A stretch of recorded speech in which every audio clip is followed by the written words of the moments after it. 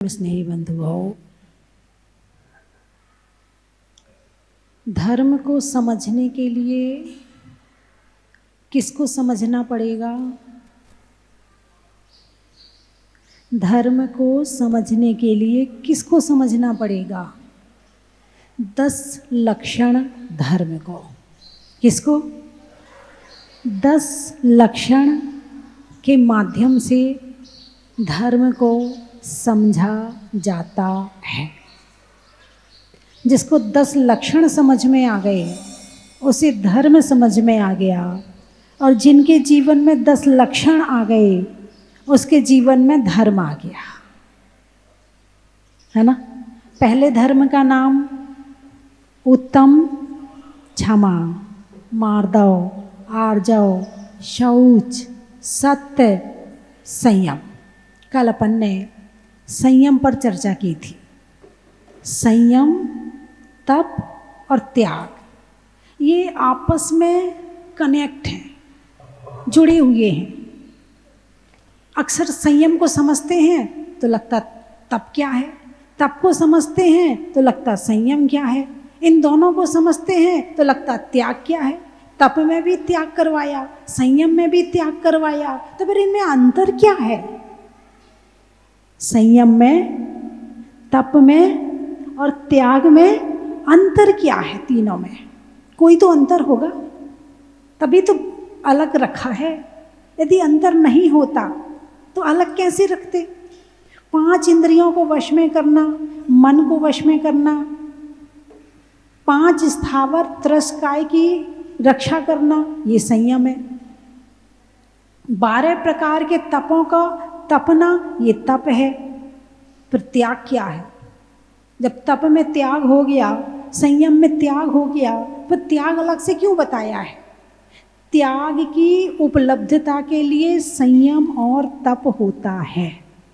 क्या? जब संयम और तप जीवन में आता है तो त्याग अपने आप निकल के आ जाता है। बात समझ में आई कि नहीं आई? भाई मक्खन को बिलोया, दूध को, दही को बिलोया तो क्या निकला? मक्खन। तो संयम और तप किया तो क्या निकला? त्याग। क्या निकला? त्याग। तो संयम में किया अनुशासन। क्या किया? अनुशासन। तप में किया इच्छाओं का त्याग। तप में किया इच्छाओं का त्याग। तप की क्या परिभाषा है? इच्छा निरोधः तपः। इच्छाओं का निरोध करना तप है ना। और जैसे कि एक व्यक्ति को बगीचा लगाना है, बाग में फूल खिलाने हैं, तो बगीचा लगाने के पहले वो बाड़ लगाएगा। क्या लगाएगा? आपके हिसाब से बाउंड्री वाल, पुराने हिसाब से बाड़, है ना। सबसे पहले क्या करेगा? बाउंड्री करेगा। बाउंड्री कर दी, अब क्या करेगा? उस मिट्टी को मुलायम करेगा। वो मिट्टी सूरज में तपेगी, उस मिट्टी में बारिश का पानी आएगा। जब वो मिट्टी हवा से, सूरज की धूप से और शीतल पानी से वो मुलायम हो जाएगी, तब उसमें फूल के पेड़ लगाए जाएंगे अथवा बीज डाले जाएंगे। और जब बीज डाले जाएंगे तो जो खिलकर आएगा वो त्याग होगा। ऐसे ही पहले अपना बाड़ लगानी है। अनुशासन, मन पर कंट्रोल, वचन पर कंट्रोल, काया पर कंट्रोल, स्पर्श इंद्री, रसना इंद्री, घ्राण इंद्री, चक्षु इंद्री, कर्ण इंद्री और मन को वश में करना। क्या करना? कंट्रोल में रखना। क्या करना? जो कंट्रोल में है वो ही धर्म कर सकता है, और जो कंट्रोल में नहीं है तो क्या करेगा? मन ही नहीं करेगा उसका, क्योंकि उसका मन उसके कंट्रोल में नहीं है। और जिसका मन उसके कंट्रोल में नहीं है तो फिर वो तो बाहर की तरफ ही भागेगा, वो इधर क्यों आएगा? अरे बोलिए ना, है। तो सबसे पहले कंट्रोल का मतलब बाड़ लगाना, अपनी सुरक्षा कवच तैयार करना, अपने मन के अंदर बाहर के विचारों को नहीं आने देना, अपनी इंद्रियों को अपने वश में करने के लिए बाड़ लगा लेना कि ये व्यर्थ कामना करने लगे, ये व्यर्थ कामना करने लगे, इसलिए इसमें बाड़ लगा दो। अब बाड़ लगा दी, अब क्या करें? अब मन को मुलायम करो। जैसे मिट्टी को मुलायम किया था ना, ऐसे मन को मुलायम करो। तो मिट्टी को मुलायम करने के लिए किन किन चीज़ों की ज़रूरत थी? धूप की।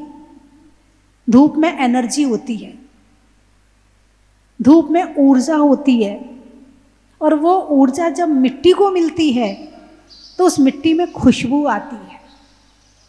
कभी आपने देखा है कि एक मिट्टी किसी डब्बे के अंदर बंदी थी, कमरे के अंदर रखी थी, वो निकालो, और एक मिट्टी जो धूप में तपी हुई है उसको निकालो, ठीक है?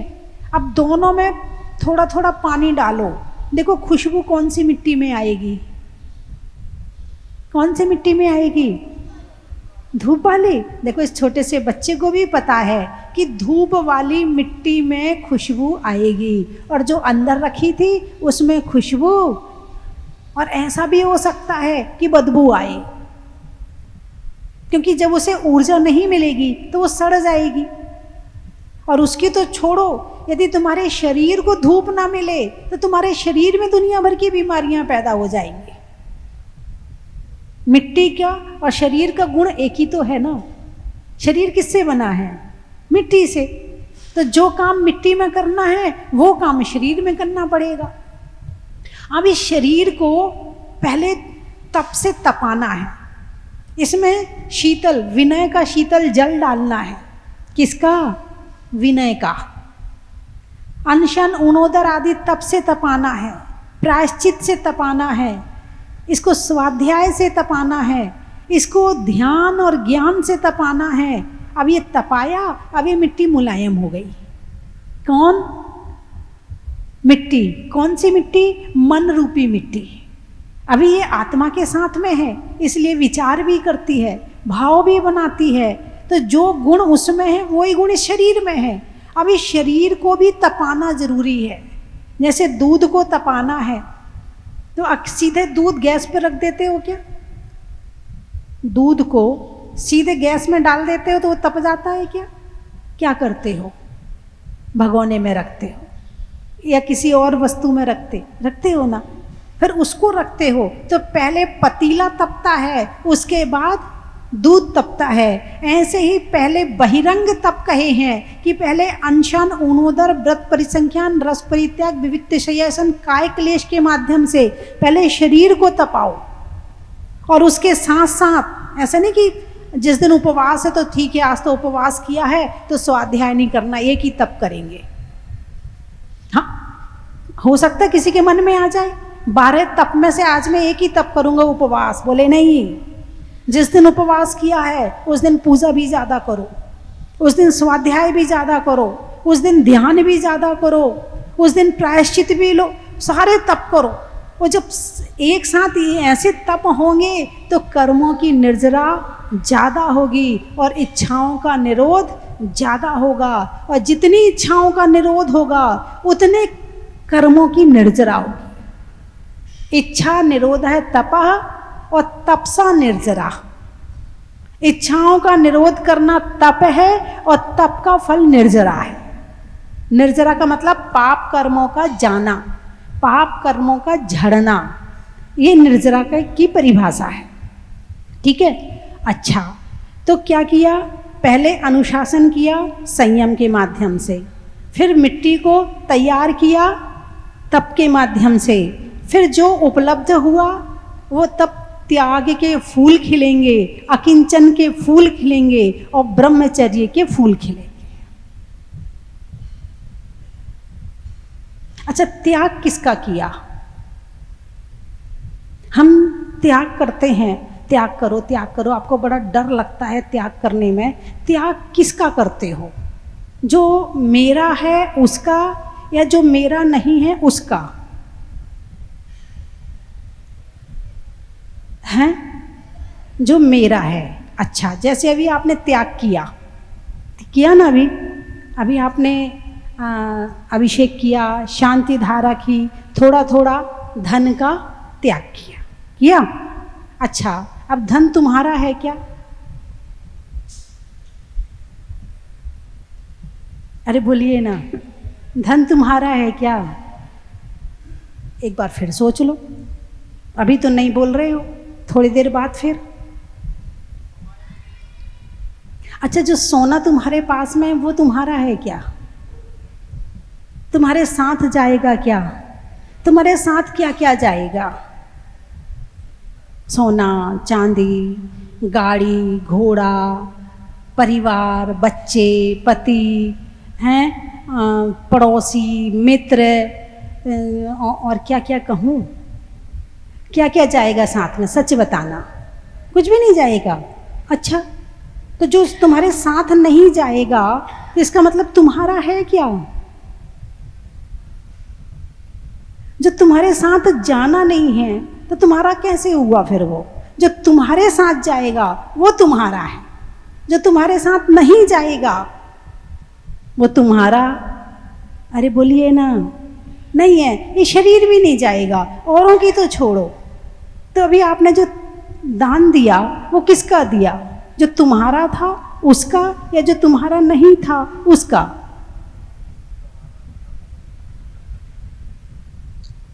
मिथ्यात्व की क्या परिभाषा है? मिथ्यात्व किसे कहते हैं? नाम सुना है ना मिथ्यात्व का? किसे कहते हैं मिथ्यात्व? 7 तत्वों की विपरीत श्रद्धा को मिथ्यात्व कहते हैं, सब जानते हैं। अब इसको जरा अपनी भाषा में बताओ कि विपरीत श्रद्धा कैसे? जैसा है वैसा नहीं, इसको विपरीत बोलते है ना। एक होता है झूठ और एक होता है भ्रम। क्या? एक होता है झूठ और एक होता है भ्रम। दोनों में क्या अंतर है? झूठ में और भ्रम में क्या अंतर है?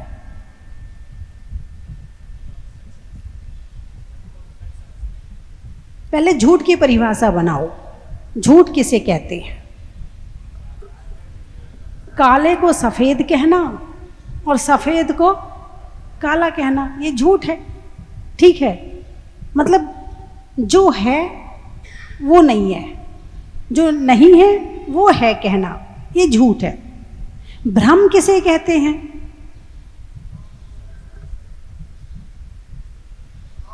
भ्रम किसे कहते हैं? कंफ्यूज होना।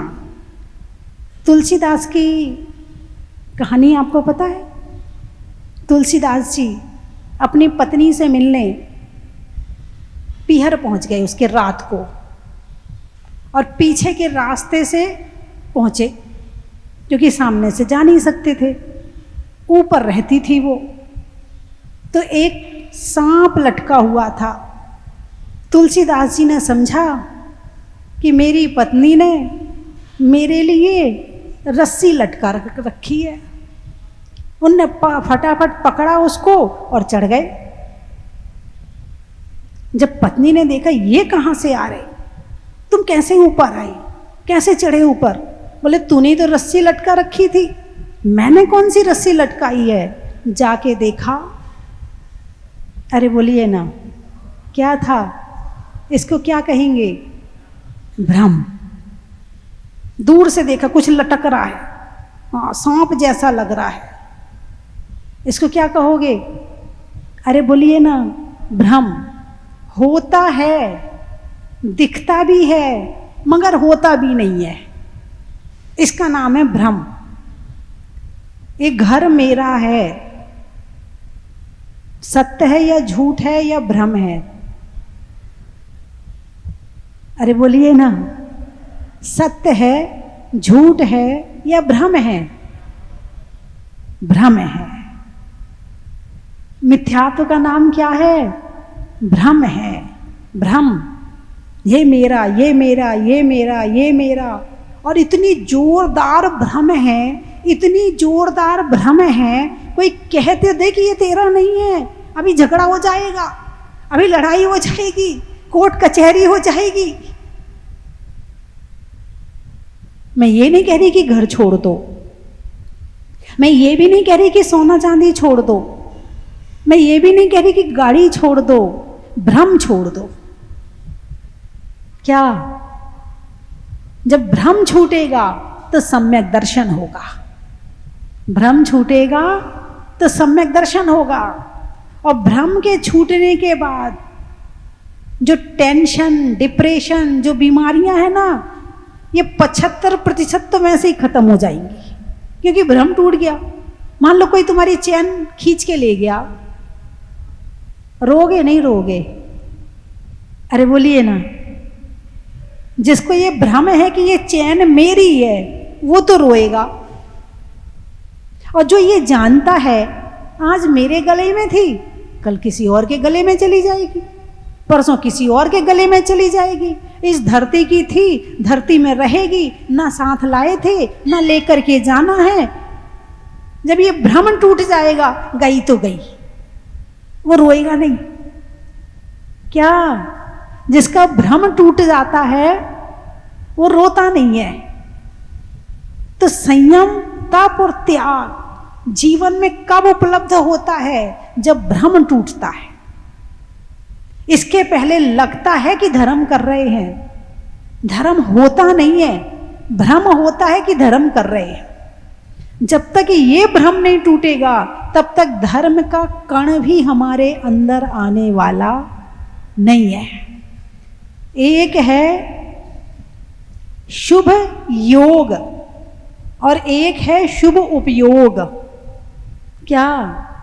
रामचंद्र जी लक्ष्मण को लेकर कंधे में घूम रहे हैं, नहीं मेरा भाई है, नहीं मेरा भाई है, लेकिन छायिक सम्यक दृष्टि है, उपयोग शुभ है। भैया जी, उपयोग शुभ है। और यहां पर पूजा भी कर रहे हैं और भ्रम नहीं टूटा है, तो योग तो शुभ है, उपयोग शुभ नहीं है।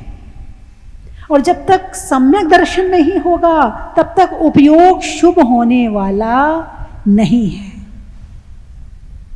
अशुभ उपयोग, शुभ उपयोग और शुद्ध उपयोग, 3 तरह का उपयोग होता है। तो शुद्ध में तो अभी हम पहुंचने वाले हैं नहीं। अब बचे 2, अशुभ उपयोग और शुभ उपयोग। यदि सम्यक दर्शन है तो हमारा शुभोपयोग है, और सम्यक दर्शन नहीं है तो योग तो हम शुभ बना लेते हैं मगर उपयोग शुभ नहीं होता है। ये बड़ी गहरी बात है, लेकिन इसको समझे बिना भी काम चलने वाला नहीं है। जब तक इसको नहीं समझेंगे तब तक धर्म की शुरुआत नहीं होगी।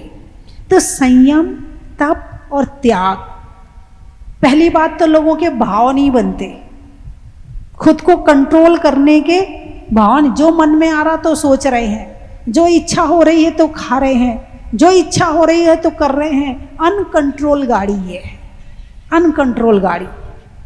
और होगा क्या इसका परिणाम? दुष्परिणाम है इसके, शुभ परिणाम थोड़ी है, दुष्परिणाम है। कल परसों भी बताए थे, अनकंट्रोल खाओगे तो शरीर में बीमारियां होंगी, अनकंट्रोल सोचोगे तो डिप्रेशन होगा। और जिसको डिप्रेशन है और शरीर में बीमारियां हैं, उसे मुझे कुछ कहने की जरूरत नहीं है। वो अगले जन्म में दुखी होगा तब हो जाएगा, मगर वो इसी जन्म में दुखी है। और ये जीवन में संयम हो, तप हो, त्याग हो, तो उसका ये जन्म भी सुखी है और अगला जन्म भी सुखी है।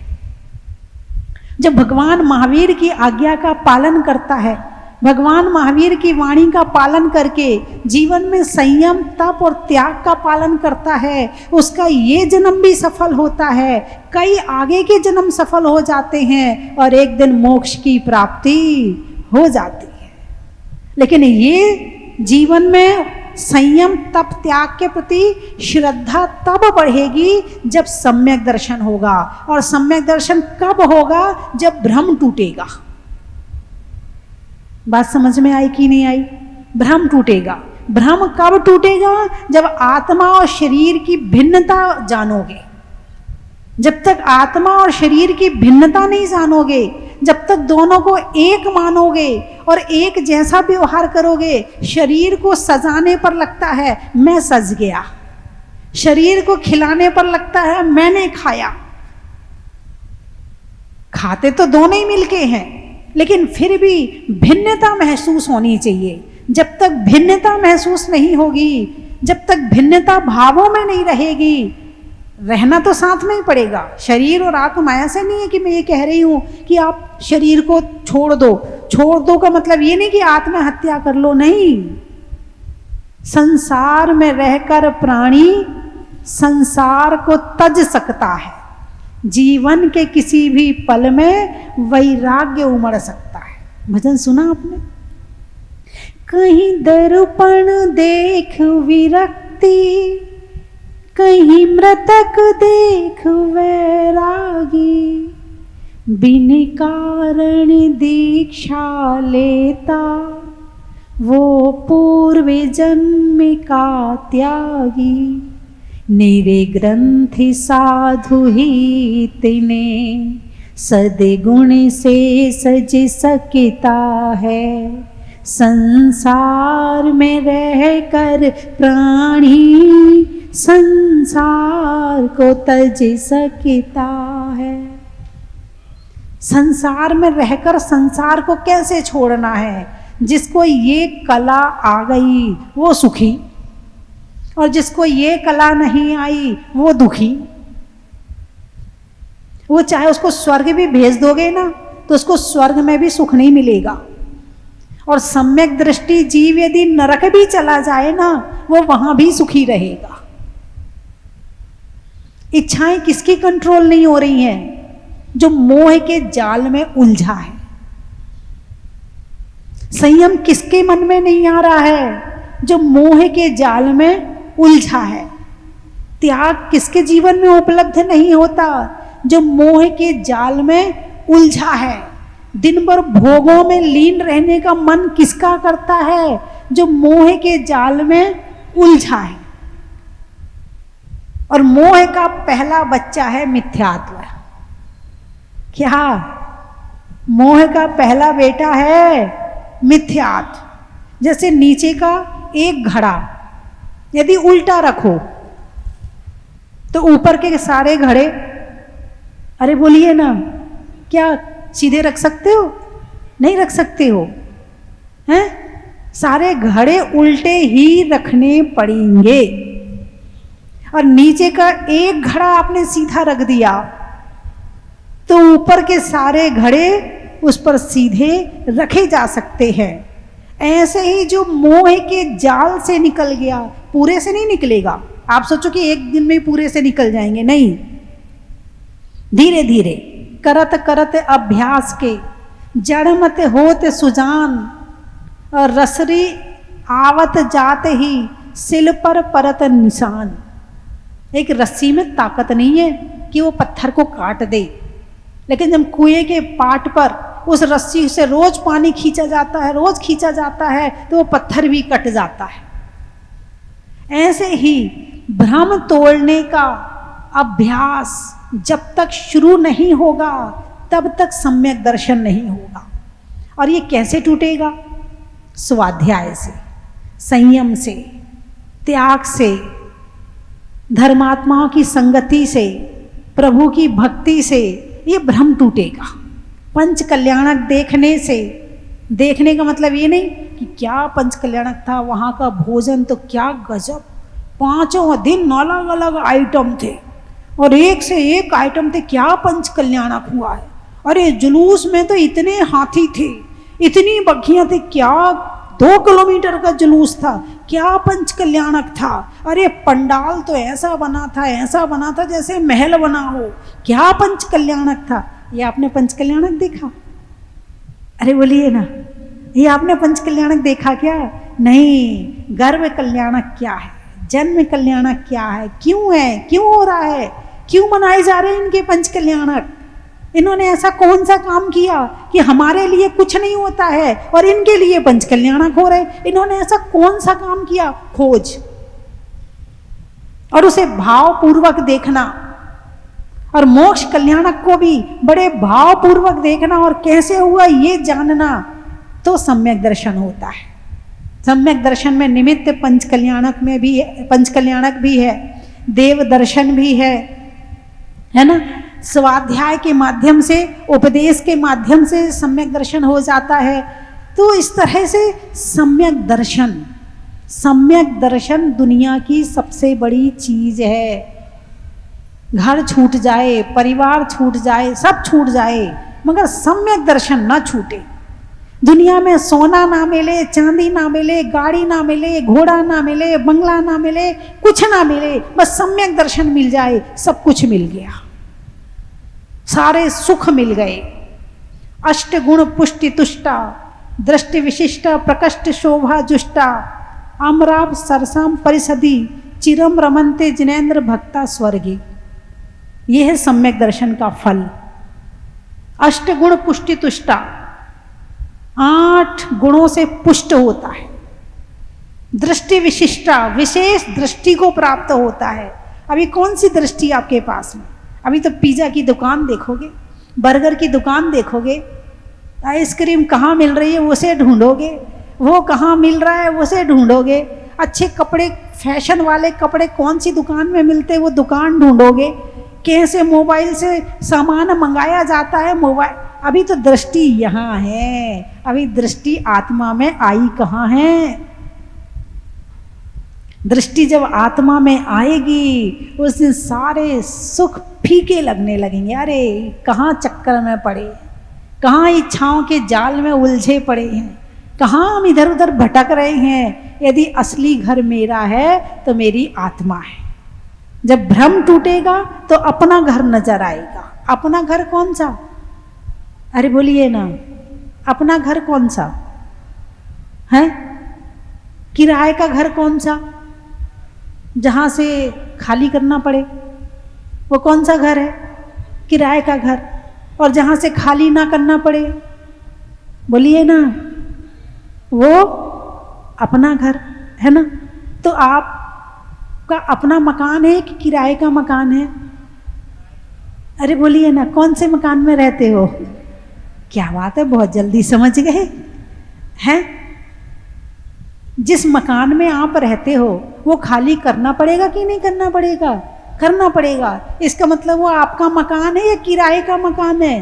किराए का मकान है। तो अपना मकान कौन सा है? आंख बंद करो, पाँव पे पाँव धरो, हाथ पे हाथ धरो और बैठ जाओ, चले जाओ अपने अंदर ध्यान में। ये मेरा मकान है, यहाँ से मुझे कोई निकाल नहीं सकता है, यहाँ से मुझे कोई भगा नहीं सकता है, यहाँ मुझे कोई दुख नहीं दे सकता है, यहाँ मुझे कोई पीड़ा नहीं दे सकता है। और जब हम बाहर आते हैं तो दुख, पीड़ा, परेशानी सब बाहर है, अंदर तो कुछ है ही नहीं है।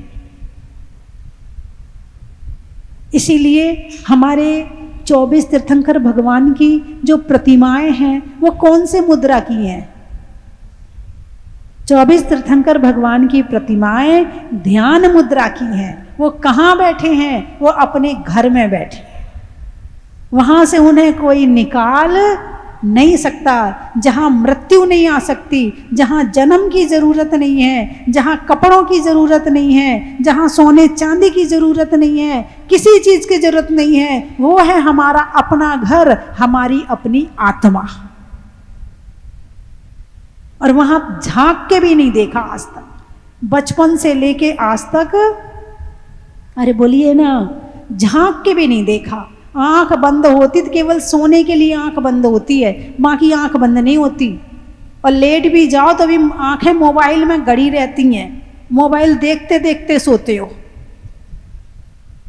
सुनते सुनते सो तो भी बात बनती कि चलो भाई प्रवचन सुनते सुनते सो रहे हो, तो कोई काम कर रहे हो, लेकिन वहां भी आंखें मोबाइल में रील चल रही है और देखते देखते सो गए, उसमें भी बाहर। यदि जागृत अवस्था में आंख बंद करके और अपने अंदर जाकर के ध्यान करो तो जो मिलेगा वो दुनिया में करोड़ों अरबों रुपया खर्च करने पर भी मिलने वाला नहीं है।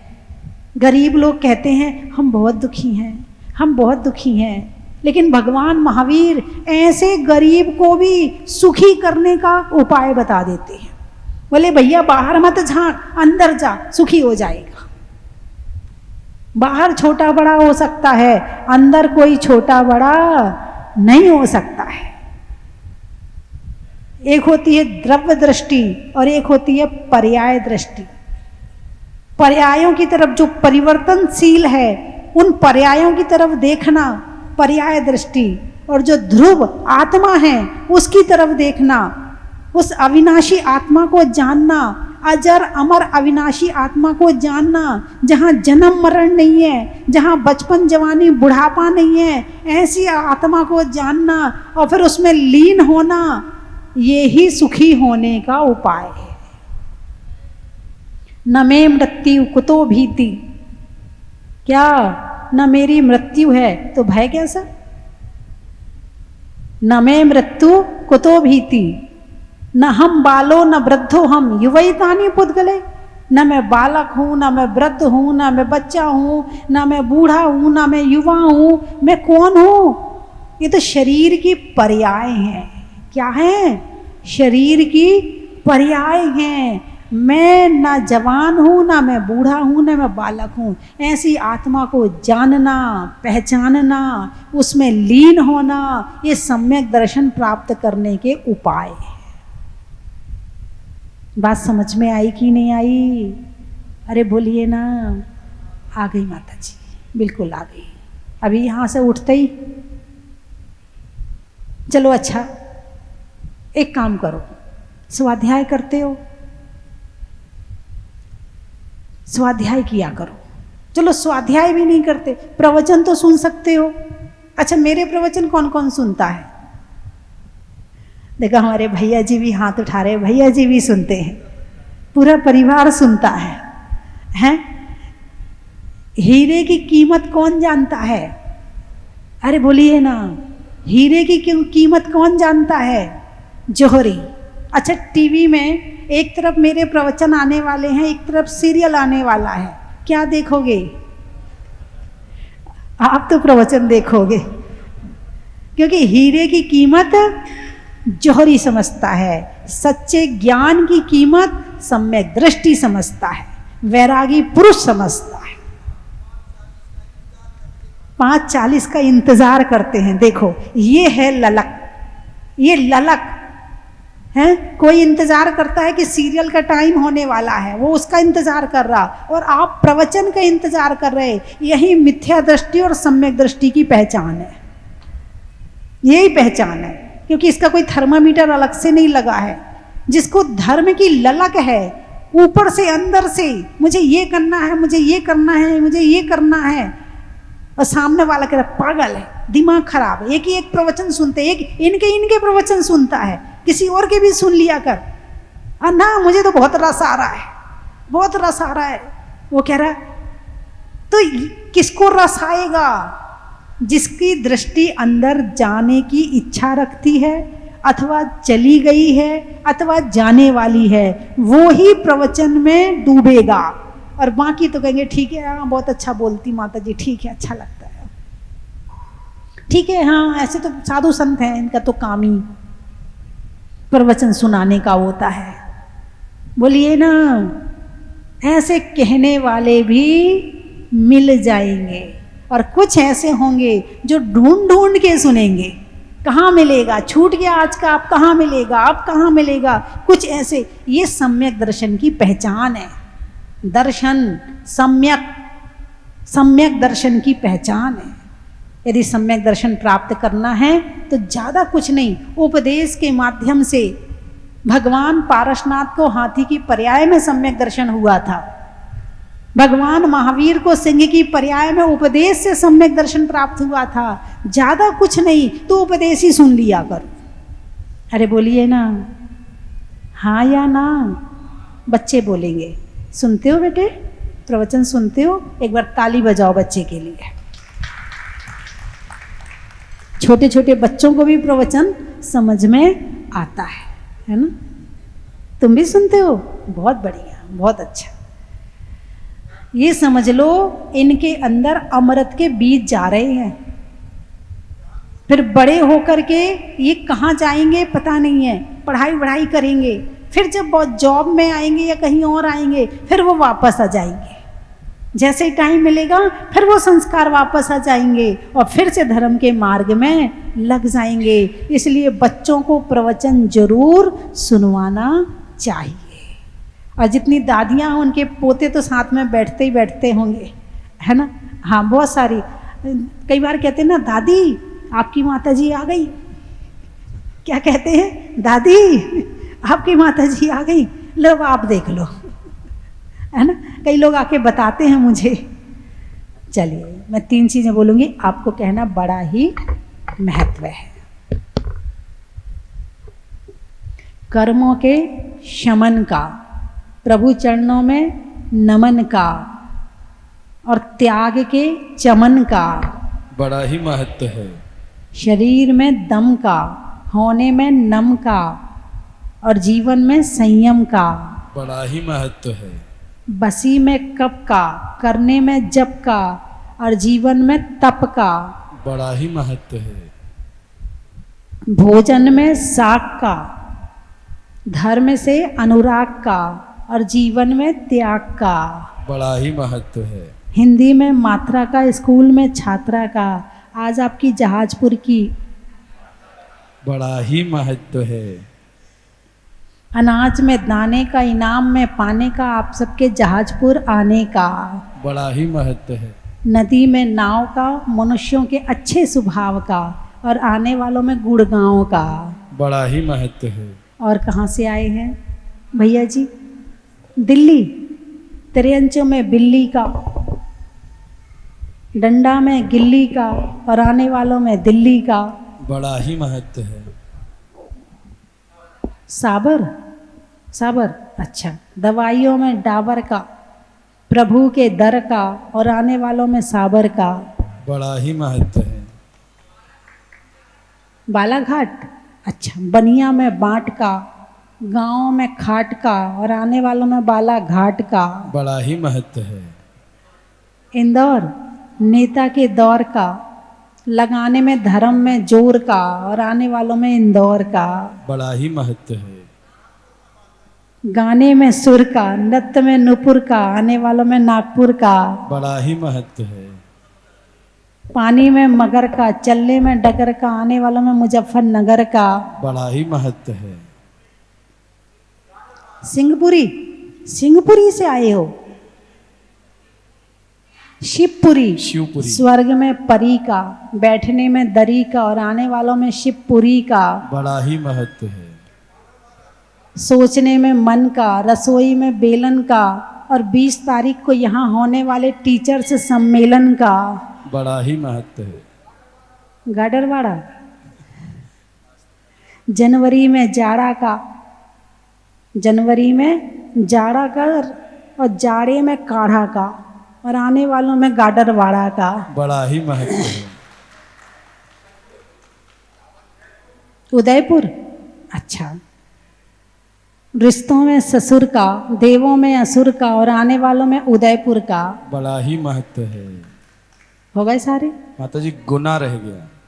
जयपुर, पशुओं में खुर का, गाने में सुर का, आने वालों में जयपुर का बड़ा ही महत्व है। अनाज में चना का, हाँ, आज के शांति धारा प्रथमाभिषेक करता। पेड़ में तना का, गर्मी में पना का और आने वालों में गुना का बड़ा ही महत्व। कल भी 150 लोग आए थे गुना से, 150 लोग आए थे गुना से, कल आए थे यहाँ पर। 3 बसें आई। 3 बस आई। हाँ। आ जाइए, आ जाओ बेटा, माइक दे दो। आ जाओ।